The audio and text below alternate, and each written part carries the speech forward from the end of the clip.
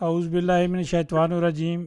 बिस्मिल्लाहिर्रहमानिर्रहीम। समन ये हमारा मिला जुला इन्फॉर्मेशन का प्रोग्राम है जो अदारा आपकी आवाज़ टीवी आपकी आवाज़ के स्टूडियो से पेश किया जा रहा है। जिस तरह हमने सुबह अपने इंट्रो में कहा था कि हमारे आज बहुत सारे मेहमान हो गए। चंद लम्हे पहले हम रशिया बात कर रहे थे, ताज़ा तीन सूरत हाल की जो हमने लेने की कोशिश की अपने सामाईन और नाजरीन के लिए। तो इस वक्त हमारे साथ एक नौजवान जो है जिनका गहरा तल्लुक है मीडिया से, इस वक्त बरतानिया की फ़िज़ाओं में बैठे हुए हैं। गालिबन वो कहीं सफ़र में भी जा रहे हैं किसी अपने प्रोग्राम के लिए। तो मैं चाहूँगा असीब आपको अदारा आपकी आवाज़ पर अपनी टीम के साथ खुश आमदीद भी कहते हैं, चूँकि हमारा यहाँ सिस्टम है कि आप अपना तारफ़ खुद ही तफसील से कराएं।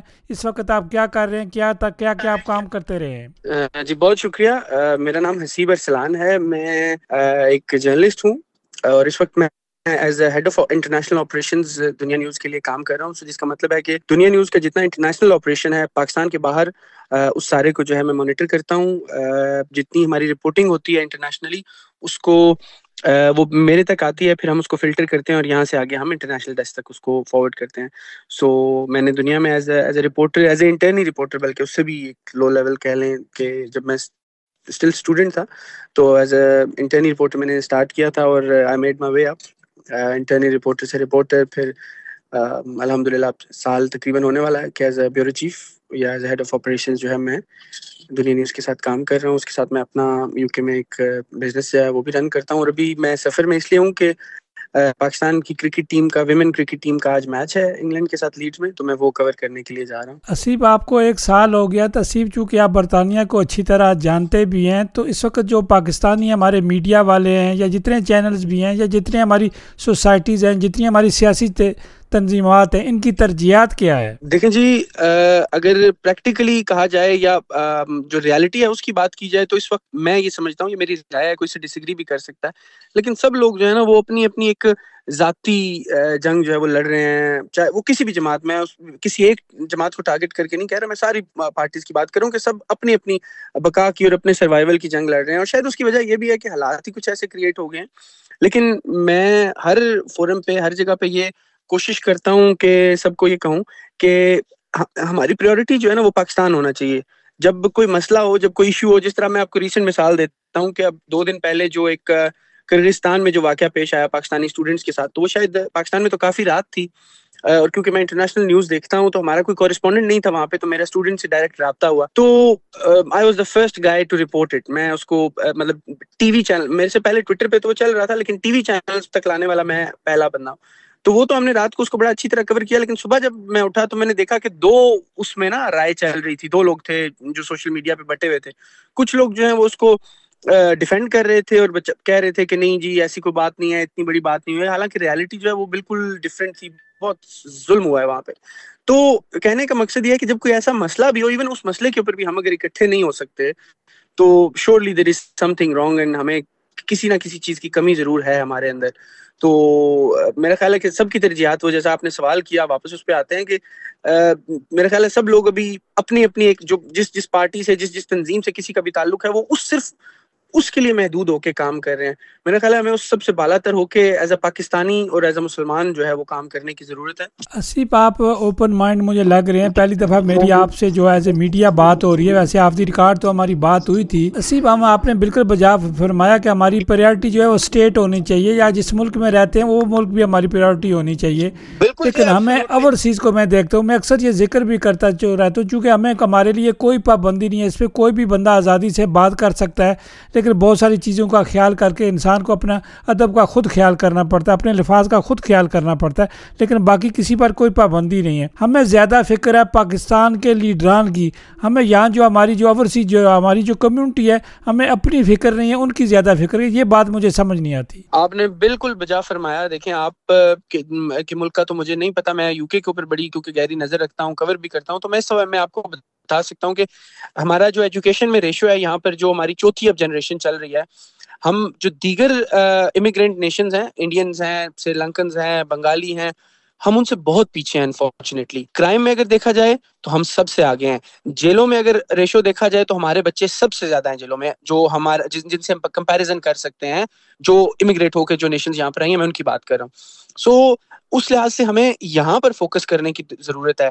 इवन पॉलिटिक्स जो है वो जिस तरह कहते हैं ना चैरिटी बिगिंस एट होम, उसी तरह मैं समझता हूँ even politics begins at home. हम जहाँ पे रहते हैं अगर वहाँ की पॉलिटिक्स में हम इन्वॉल्व होंगे अच्छे तरीके से, वहाँ पे एक हमारी स्टैंडिंग होगी, एक से होगी, तो मैं समझता हूँ कि इवेंचुअली हम उसका फायदा वापस पाकिस्तान को दे सकते हैं। हम सब पाकिस्तानी हैं, इसमें कोई शक नहीं है, इसमें कोई दूसरी राय नहीं है, और वो ही हमारी जो है कंसर्न भी होना चाहिए। लेकिन आप उस कंसर्न को ठीक करने के दो तरीके होते हैं। एक तो आप जो भी तरीका चल रहा है कि यहाँ से बैठ के बातें करना, उससे कोई तब्दीली नहीं आती, उससे कोई फर्क नहीं पड़ता, सिर्फ बातें हैं, हम ऐसे कर देंगे, ऐसे हो जाना चाहिए, उससे कुछ हो नहीं सकता, सिर्फ आप कह सकते हैं। बल्कि उसके ऑपोजिट अगर आप यहाँ की चीजों में इन्वॉल्व हों, काउंसिल लेवल से, लो लेवल से स्टार्ट करें, पार्लियामेंट लेवल तक जाएं, लॉर्ड लेवल तक जाएं, तो आपकी जो आवाज है एक मौसर आवाज बन जाती है। आपकी आवाज का कोई दम होता है, उसको कोई सुनता है और आप उसका कोई असर रखते हैं। ये तो आपको अच्छी तरह पता है कि जो इंटरनेशनल हालात होते हैं और इंटरनेशनल रिलेशंस होते हैं वो पाकिस्तान के लिए खासतौर पर बहुत ज्यादा मैटर करते हैं। तो अगर आप इस तरह के स्ट्रांग आवानों में बैठ के उसके लिए आवाज उठाएंगे तो मेरा ख्याल है वो ज्यादा मौसर भी होगा और ज्यादा वैलिड भी होगा। इसलिए हम जहाँ पर रहते हैं वहाँ के एजुकेशन सिस्टम में हमारा एक अच्छा होल्ड होना चाहिए, उसमें एक अच्छी प्रोग्रेस होनी चाहिए। वहाँ के पॉलिटिकल सिस्टम में हमारा एक अच्छा सिस्टम और अच्छी प्रोग्रेस होनी चाहिए। और सबसे बढ़ के वहाँ का जो बिजनेस सेटअप है उसमें हमारी एक अच्छी स्टैंडिंग जो होना बहुत लाजमी है। क्योंकि अगर आपका पेट ना भरा हो तो कुछ भी नहीं है, ना आपको कोई वैल्यू है, ना आपको कोई मानता है। अगर आप फाइनेंशियली वेल ऑफ हैं, चाहे वो वहां पर हो चाहे वो आप यहाँ पर हो, तो आपकी आवाज जो है वो बिल्कुल दुगनी हो जाती है, ज्यादा मैटर करती है। हमें भी यहाँ मौका मिलता रहता है पॉलिटिशियन से मिलने का, चूंकि आप बरतानिया की सियासत को बेहतर जानते हैं, चूंकि मैं इस वक्त डेनमार्क की फ़िज़ाओं से आपसे बात कर रहा हूँ। हमारी कोशिश होती है कि ओवरसीज़ के मसाइल को उजागर किया जाए, जबकि ओवरसीज़ जो है वो ज़्यादा फोकस, जिस तरह आपने पहले सवाल किया था, उधर ज़्यादा फोकस करते हैं। यहाँ के अवानों से तो हम अपना काम करवा सकते हैं, हम अपनी जमहूरी हक जब हम मांगते हैं तो हमें जमहूरी हक भी मिल जाता है। लेकिन चूँकि आपके पास ये एक एडवांटेज है, आप बड़े चैनल में इस वक्त बैठे हुए हैं, बहुत सारे वज़रा और पार्लियामेंटेरियन आपके पास पाकिस्तान से भी तशरीफ़ लाते हैं, तो ओवरसीज़ के लिए कुछ ठोस इकदाम करने चाहिए। ओवरसीज़ को यहाँ भी हम ये मसला उठाया हुआ है कि ओवरसीज़ को जो अब दोहरी शरीयत हमें मिल गई है, बरतानिया के पास तो बहुत अरसा दराज से थी, हमें एग्जाम्पशन की मोहर लगनी चाहिए कि हमें हर बार बताना पड़ता है कि हम पाकिस्तानी हैं। एक दफ़ा एग्जाम्पशन की मोहर लग जाए और बाकी जो है रिन्यू होती रहे। आपने अपने सवाल में ही अपनी बात का शुरू में ही जवाब दे दिया कि हम जब यहाँ पे गुजरा आते हैं तो हमारी प्रायोरिटी जो है वो बन जाती है। देखें, एक छोटी सी एक वो क्या कहते हैं देसी सी एक मिसाल है कि बच्चा भी जब रोता नहीं है माँ तब तक उसको दूध नहीं देती। तो हम लोग अगर अपनी डिमांड से नहीं उनके सामने रखेंगे, एक आवाज बुलंद ही नहीं करेंगे, जब भी कोई किसी भी पार्टी से उसका ताल्लुक हो, देखें आज से पहले जब पीटीआई की हुकूमत थी तो उनके वज़रा भी आते थे, इमरान खान साहब खुद भी आते थे। उसके बाद अब जब वो पीडीएम की हुकूमत आई, अभी भी जो नई हुकूमत आई है, तो वो सारे लोग आते हैं रेगुलरली और उनका एक मखसूस हल्का होता है जिसमें वो उठते बैठते हैं, वही तरीकाकार होता है, दावतें खाने, और वही बिल्कुल जो एक तरीकाकार है कि जिस जिस सर्कल में उन्होंने जाना है वहां पे उनको पसंद करने वाले लोग ही मिलते हैं, वो किसी भी जमात से उनका ताल्लुक हो। तो अगर उनके सामने वो डिमांड ही नहीं रखी जाती, उनको एक आवाज ही नहीं बुलंद की जाती, तो फिर किस तरह वो आपकी डिमांड्स पूरी होंगी। तो मैं यही कहूंगा कि सब लोगों को चाहिए कि मैं हरगिज ये चीज को नहीं प्रमोट करता कि आप कोई बदतमीजी करें या कोई सख्ती से अपनी बात मनवाएं, लेकिन अपना अपना जो आपका मौकफ है, अपनी जो आपकी राय है और आपकी जो जरूरत है उसको जरूर उनके सामने रखें ताकि उन तक वो पहुंचे और उस पर फिर वो काम कर सके। आसिफ, आपके जो एमडी हैं गालबन मियाँ साहब, उनका कॉलेज एक हमारे शहर में है, बड़ा अच्छी उसकी प्रोग्रेस है, बड़ी मतलब लोग जो दाखिला लेने के लिए जो है बड़ी अच्छी जो है नंबरिंग होती है, जो है प्रायोरिटी पे मिलता है, जो है ना उसको बड़ी अच्छी चीज़ है। तो मैं समझता हूँ कि आप अपनी बातें मियाँ साहब से मनवा सकते हैं, लेकिन जो कि सिस्टम हमारे आगे बैठे होते हैं ना, वो बहुत सारे हमारे आगे बैरियर खड़े कर देते हैं। बिल्कुल, चेयरमैन मियां मोहम्मद आमिर साहब जो हैं उनका इफ आई से कि वो is one of the biggest educationist of Pakistan, तो इसमें कोई शक नहीं है। चाहे वो आप अलाइड स्कूल्स की बात करें, पंजाब कॉलेजेस की बात करें, मोहम्मद अली जिला यूनिवर्सिटी की बात करें, तो ये सब वो इदारे हैं जिनका एक अच्छा रेप्यूटेबल नाम है पाकिस्तान में और एक अच्छी एजुकेशन जो है फराहम की जाती है। तो आपकी बात बिल्कुल ठीक है, लेकिन हमारा सिस्टम जो है ना उस पर जो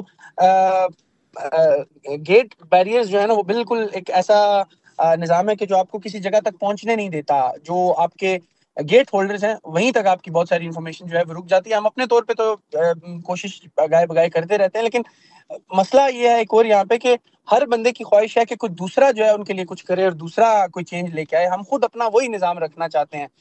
तो मेरा ख्याल है कि हम सबको चाहिए कि अपने अपने हिस्से की का जो काम है ना वो करके तो उस तरीके से तब्दीली लाने की कोशिश करें, बेहतरी लाने की कोशिश करें तभी कुछ हो सकता है, बजाय इसके कि हम किसी और की अकाउंटेबिलिटी करें, हम अपनी अकाउंटेबिलिटी करें, तो वो सबसे अच्छा तरीका होगा। असीब, मेरी आपसे अब दूसरी दफ़ा बात हो रही है। दुनिया में मेरे बहुत सारे साथी जिनसे मैं बात करता हूँ, उनकी पर्सनैलिटी जिन्होंने अपने हिस्से का कोई काम किया होता है, उनमें से 99% लोगों को आज दिन तक मैं मिला भी नहीं हूँ। बिल्कुल ऐसा ही है आपका। सो काइंड ऑफ यू कि आप ऐसे लोगों को ढूंढते हैं कि जिनकी कोई ना कोई एफर्ट, कोई ना कोई अचीवमेंट जो है वो लाइफ में होती है। और आज की इस गहमा गहमी के दौर में और मसाइल के दौर में आप लोगों तक उन लोगों की मुलाकात करवाते हैं, लोगों से जिन्होंने कुछ अचीव किया होता है, और मेरा ख्याल है वो एक मोटिवेशन भी है लोगों के लिए।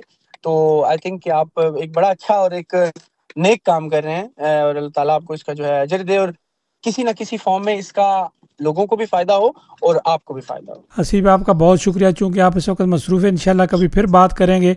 आखिर में यहाँ डेनमार्क में बसने वाले लोगों को, पाकिस्तानियों को क्या पैगाम देंगे? मैं आपसे जानना चाहूँगा कि वहाँ एम्बेसी के हालात क्या हैं? जी, हमारी जो बरतानवी एम्बेसी है, मैंने क्योंकि बुरे हालात भी देखे हुए हैं, तो अगर अभी के हालात मैं बताऊं तो बहुत अच्छे हालात हैं। और सबसे अच्छी बात यह है कि एक्सेस बड़ी आसान है, क्योंकि हम सहाफ़ियों की तादाद बहुत बड़ी है। तो किसी को अगर कोई मसला होता है तो फौरन जो है ना, जब मीडिया तक बात पहुंचती है तो वो हल हो जाती है। तो उसको देखते देखते अब हालात बहुत ज्यादा बेहतर हो गए हैं। वो पहले लाइनों वाला सिस्टम होता था, आज से 10 साल पहले जो मैंने देखा है, लेकिन अब प्रॉपर अपॉइंटमेंट सिस्टम है। आप ऑनलाइन अपनी अपॉइंटमेंट बुक करवाते हैं और उसके ऊपर आप जाते हैं वहां पे। और वो पहले हमने सुना भी है और देखा भी है कि एक टाइम था कि जब एक सरकारी निजाम जो पाकिस्तान में सरकारी दफातर में होता है वही होता था, जिसमें रिश्वत भी चलती थी, बाकी सब मामला भी होते थे। तो अब उस तरह का कोई चक्कर अल्हम्दुलिल्लाह मेरे नॉलेज में नहीं है।